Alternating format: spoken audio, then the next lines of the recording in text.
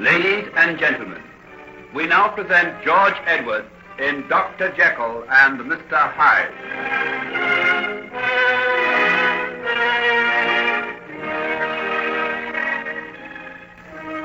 Hello, Henry, old boy. Been having a few improvements made around the place? Yes, I thought Margaret might find the rooms a little dark and overpowering as they were. They hadn't been redecorated for about 10 years. You know, I like the idea of that big fireplace you had put in the entrance hall. Yes, it's rather nice, isn't it? Imagine how it will look on winter days. As soon as the door opens, you'll look into a great leaping fire. A warm welcome, eh?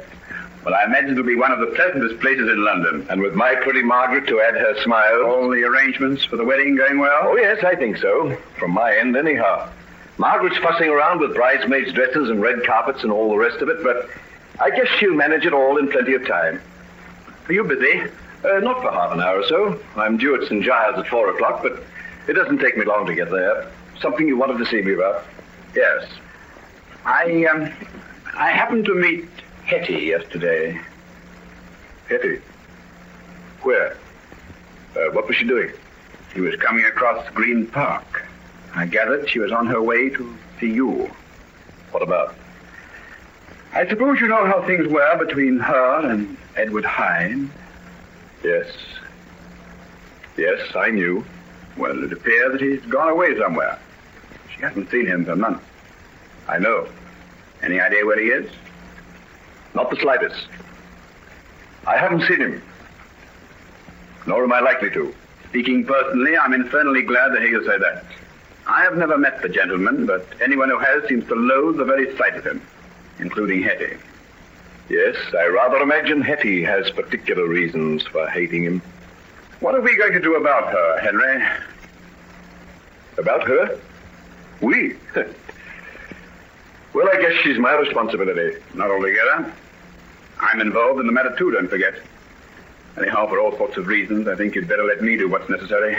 You mean on account of my getting married? Yes, it wouldn't be too good if you got tangled up in anything just at present.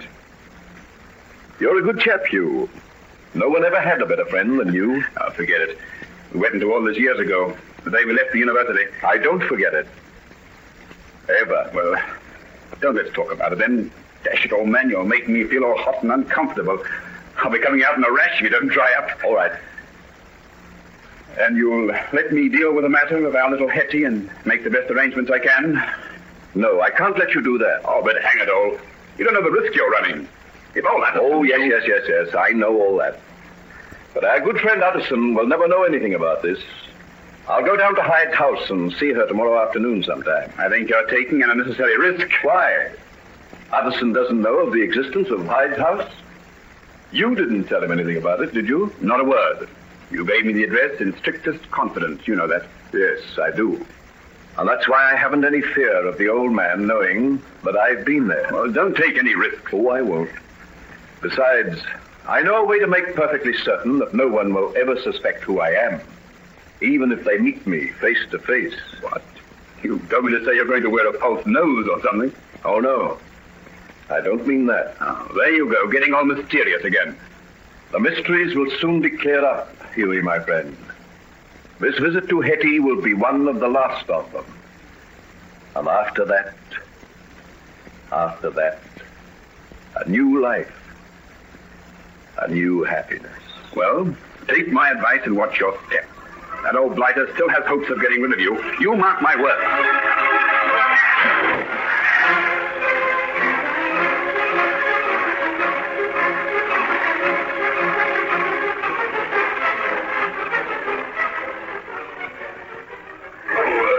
Hello, Addison. Well, this is very fortunate.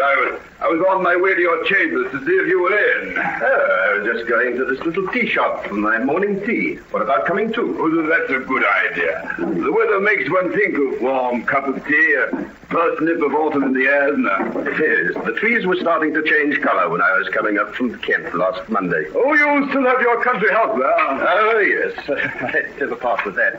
It means a great deal to be able to get away from the city every weekend. Oh, well, here we are. Will you sit here? Well, thank you. What will you have? Just tea? Tea and a muffin, I think. Yes, I'll have the same. Will you see that mine is toasted very well, please, waitress? Yes, sir.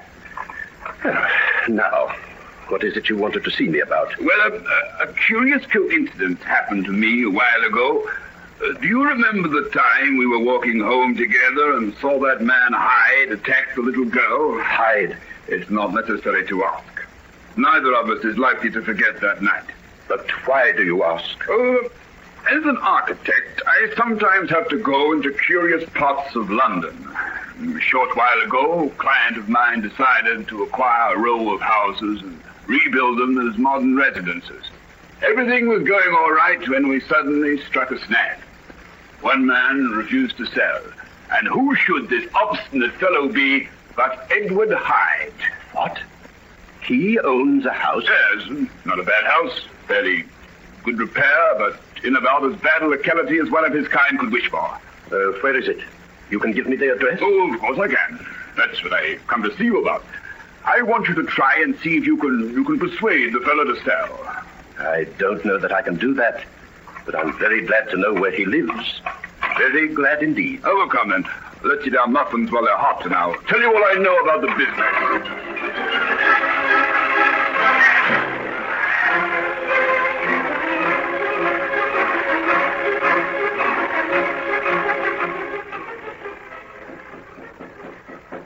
Who's there? Is Mr. Edward Hyde at home? Who are you? My name is Utterson. Margaret Utterson's father? Yes. Why do you ask? Come in. I want to shut the door. There's room in here. Come in and I'll talk to you. Thank you. But may I ask who you are and what you know about my daughter? Going to marry Henry Jekyll next month, isn't she? Yes, but what has that to do with you? Oh, nothing. Nothing at all. I used to know him once. But that's all past history now, I guess. When did you know him? Oh, forget it. Henry has, so why should I bother? What did you come here for? I wanted to see Mr. Hyde. Can't understand that. I should think anyone would run a mile rather than see him. I've come on business. Well, I can't help you. He hasn't been here for almost 2 weeks. I never know when he's coming. He might be here any minute, or he mightn't be here for a month. And you don't know where I can find him? No idea. He don't encourage questions, does Edward Hyde. Have you known him very long? Too long for my liking.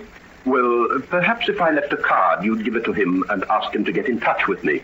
Oh, I'll do that all right. He'll be back sooner or later. Just when I'm thinking he's gone for good, he always turns up. Worse luck. You don't sound as though you like this company very much. What, me? Well, hardly. Is he a relative of yours? He's not. He pays me to look after this place. I see. No, you don't. You don't see anything. You're a gentleman. You can't imagine anyone like Edward Hyde. I thought I knew what men were like, but I had a lot to learn from him. Then why do you stay? I guess that's my business, isn't it? And I guess you'd better get out of here and mind your business, too. You don't like people coming here. And no more do I. Very well. I'll go. But don't forget, it was yourself who asked me to come in. I know. I just wanted to talk to you about Henry and your daughter. Is she very pretty? Very. Don't mind my asking, will you? But, you see, I used to be very fond of Henry once, and I'm sort of interested, see? Where's the wedding to be? I'd love to see it.